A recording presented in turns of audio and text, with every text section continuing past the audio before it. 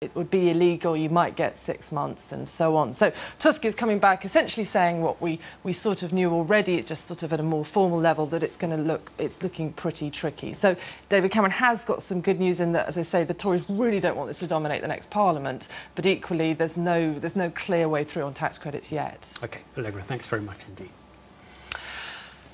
It is an idea that has been around for decades, but few countries have been brave enough, or perhaps stupid enough, to adopt it. The idea is to scrap welfare as we know it, and instead to offer every adult a basic government income.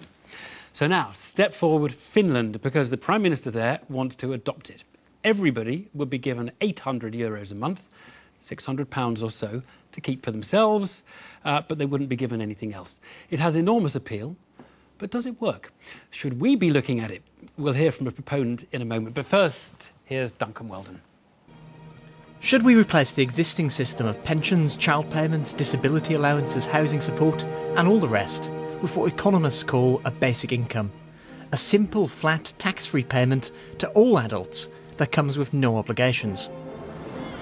That notion may now be taking a step away from the seminar room and towards reality, with moves in Finland to start trials with the idea.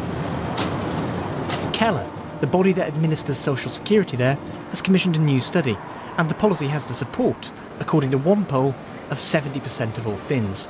But then, who wouldn't like a tax-free payment every month in return for nothing? The Finnish proposal is to abolish existing benefits and replace them with a monthly payment of €800 to every adult. Paying every adult that would cost about €47 billion a year, which is about in line with current Finnish benefit spending. Counterintuitive as it might sound, the aim is to reduce unemployment. In theory, paying people a flat rate of cash, regardless of whether they work or not, should make it easier for people to move into work. They won't lose benefits as they earn more, reducing disincentives. So what's the catch? Well, there are several, and some of them are pretty big. Any move towards a basic income would create lots of winners, amongst people who don't get much cash from the state at the moment.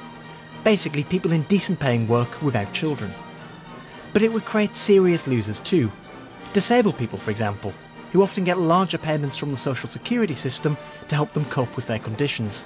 People with children, especially those with larger families on lower incomes, who would lose out on child benefit payments.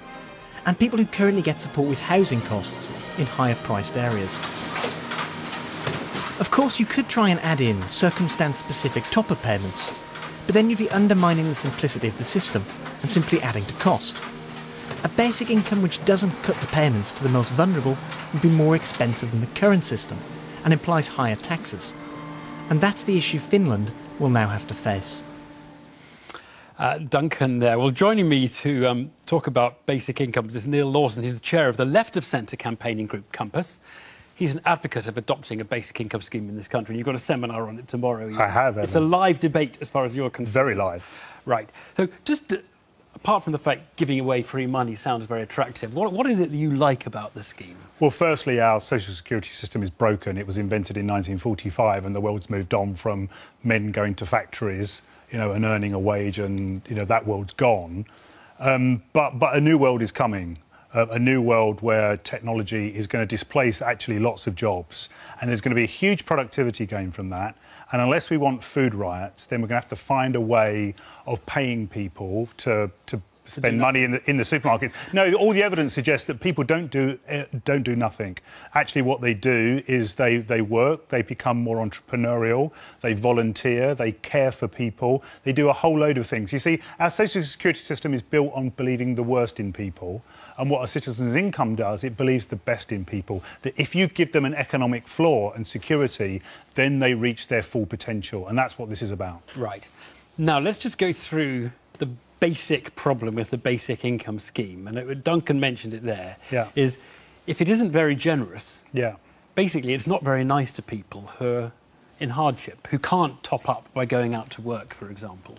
Well, there's all sorts of, we're modelling this at the moment. And actually, if you swapped to some kind of citizen's income in the UK, where every adult was given £75 and you kept housing benefit and you kept child benefit, and you kept, one or two other benefits as a kind of way into it to begin to introduce it. Now then, if we're right... £75 a week, you're £75 a week, yeah, which is enough to give some people, it's not perfect, it's not as much as the Finns are doing, and if the Finns are doing it, why can't we? But it begins to introduce the system and it puts the floor under people. And if there are going to be huge productivity gains from new technology, which everyone's anticipating, the question is who gains from that? Does it just go to the tech companies, or can we redistribute it through a citizen's income? But honestly, £75 a week doesn't sound like a good enough wage. I wouldn't have thought for you, someone of the left, would think that's a good enough wage. No, I don't think... For a person who can't top it up. No. And as soon as you start topping it up with a disability premium, and you've got child benefit already in there, which I believe Finland isn't proposing to do, then you've made it all complicated. You've just reinvented universal credit with a lower withdrawal. No, what you're doing, you're treating everyone as a citizen and giving them worth. You're giving them some kind of floor under their feet. And what the evidence suggests, that when you start giving people something like £75 a week, they start, the unemployed move into employment. Those who are taking very poorly paid jobs refuse poorly paid jobs and go for better paid jobs. So it helps all round. You get rid of the complicated benefit system, the humiliation of means testing. Right. However, you've got rid of means testing and the humiliation. But in order to give me £75 a week, you've got to put up everybody's tax rate in order to find all those £75, right? So you've given everybody a lump sum each week, but the basic income tax rate has to go up very substantially. No, it doesn't have to go up substantially. It can go up a bit.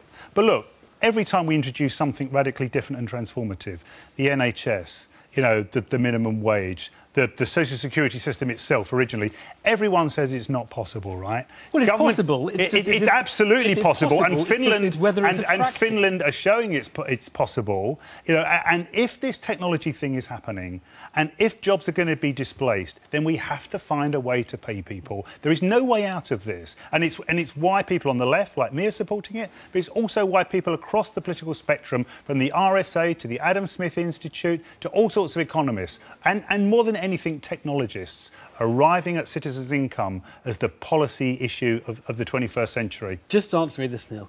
If Finland, who are considering it now, if they look at it, back away and say this isn't going to work, will it change your mind?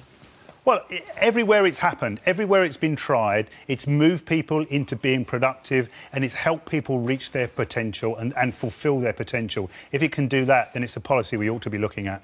Neil, awesome. Thanks very much indeed.